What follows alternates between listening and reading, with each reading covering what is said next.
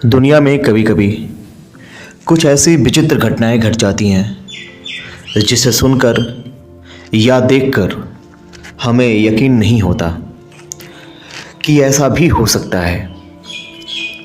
जैसा कि हम जानते हैं, इस पृथ्वी पर मौजूद सभी लिविंग ऑर्गेनिजम्स अपने जीवन को चलाने के लिए भोजन पर निर्भर होते हैं।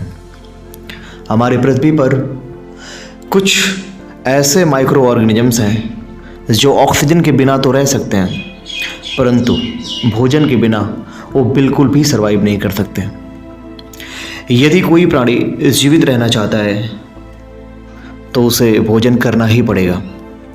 दोस्तों, ज़रा सोचिए, यदि आपको लगातार 72 दिनों तक भोजन न दिया जाए तो आपकी हालत कैसी होगी। शायद आप कुछ भी खाने को तैयार हो जाएंगे। शायद वो इंसानी मांस भी हो सकता है। हम आपको घटना के बारे में बताने जा रहे हैं जिसमें जिंदा बचे लोगों को 72 दिनों तक बिना भोजन के जीवित रहना पड़ा और अपने ही साथियों के लाशों को खाना पड़ा था। यह रोंगटे खड़े कर देने वाली दुर्घटना 13 अक्टूबर 1972 को हुआ था। एक एयरक्राफ्ट उरुग्वे से चिली के लिए उड़ान भरता है। उसमें कुल 45 लोग सवार थे। विमान जब एंडीज के सफ़ेद बर्फीले पहाड़ों के ऊपर से गुजर रहा था, तभी अचानक मौसम खराब होने लगा और एयरक्राफ्ट एक पहाड़ की चोटी से टकरा गया। इस हादसे में 18 लोगों की तुरंत मौके पर ही मौत हो जाती है। बाकी लोग जिनकी सांसें अभी भी चल रही थी, उनमें से किसी का पैर टूट गया था तो किसी के शरीर से काफ़ी ब्लीडिंग हो रही थी। लोग दर्द से कराह रहे थे। उनकी सहायता करने वाला वहाँ कोई भी नहीं था। चारों तरफ देखने पर दूर दूर तक सिर्फ बर्फ ही बर्फ दिखाई पड़ता था। लोगों को भयंकर सर्दी का सामना करना पड़ रहा था।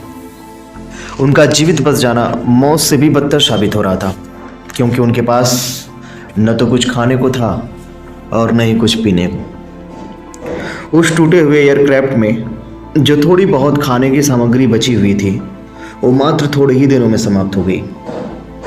इन्हीं कारणों से बचे हुए 27 लोगों में से जिन्हें ज़्यादा चोटें आई थी, वो लोग दर्द और भूख से तड़प तड़प कर मर गए। खाना तो समाप्त हो ही गया था, परंतु पानी के लिए उन्होंने प्लेन से एक धातु के रॉड को निकालकर उसे धूप में रखकर, यानी उसे गर्म करके उससे बर्फ़ को पिघलाकर पानी की प्रॉब्लम को सॉल्व कर लिया। पानी की प्रॉब्लम तो दूर हो गई, परंतु खाना की समस्या अभी भी थी।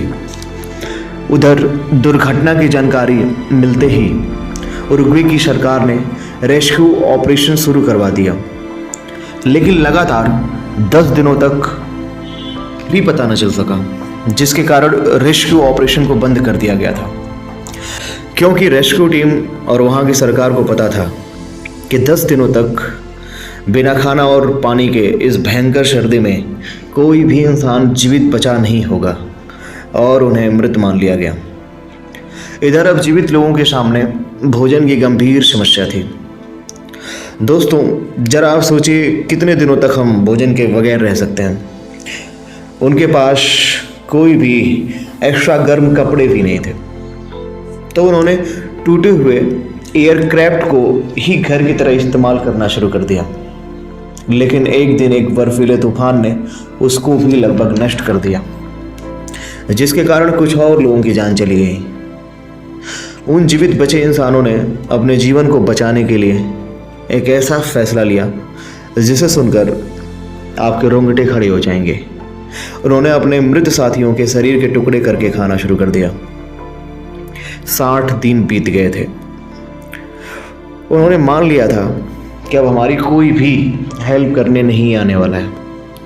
वो लोग बार बार अपने ऊपर से गुजरते प्लेन को हाथ दिखाते, पहाड़ियों पर चढ़कर जोर जोर से चिल्लाकर उन्हें बुलाते, लेकिन उनकी आवाज़ किसी को भी नहीं सुनाई पड़ती और फिर वे थक हार कर बैठ जाते। उनका शरीर हड्डियों का ढांचा मात्र रह गया था। उन्हें बदनसीब लोगों में शामिल 2 खिलाड़ी नैंडो पेरेडो और रॉबर्ट केनेशा भी थे। उन्होंने थोड़ी और हिम्मत दिखाई और मदद की तलाश में निकल पड़े, क्योंकि उनका मानना था कि यहाँ पड़े पड़े मरने से अच्छा है कि प्रयास करते हुए ही मरे। उन्होंने अपने अपने बैग में लाशों के टुकड़े रखे और निकल पड़े।